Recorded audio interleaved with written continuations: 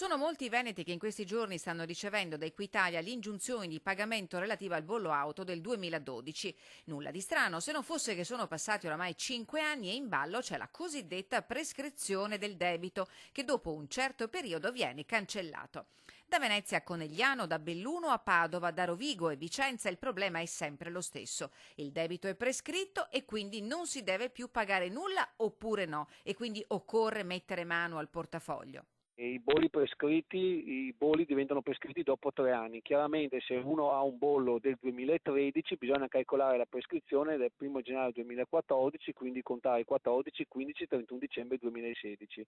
L'Associazione dei consumatori Adico ribadisce come funzionano i termini della prescrizione. La legge parla chiaro, spiega Carlo Garofolini, presidente di Adico. Le tasse automobilistiche si prescrivono in 3 anni. I tempi della prescrizione devono essere contati a partire dall'anno dopo la scadenza del bollo.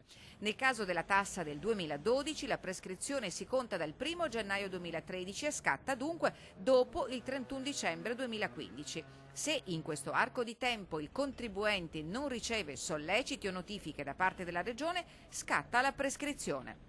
È vero che se su molte situazioni bisogna verificare l'accertamento, è vero che noi stiamo trovando tante notifiche del 2012 che non comprendiamo la ragione di questo sollecito. A dire il vero, la Regione ha risposto alle richieste della Dico, spiegando che le cartelle non sono prescritte perché in questo periodo sono stati inviati solleciti e notifiche ai diretti interessati. Ecco perché chi dunque ritiene che il proprio debito non sia più dovuto, sottolinea l'associazione, deve accertarsi di non avere mai ricevuto comunicazioni prima della scadenza dei termini di prescrizione.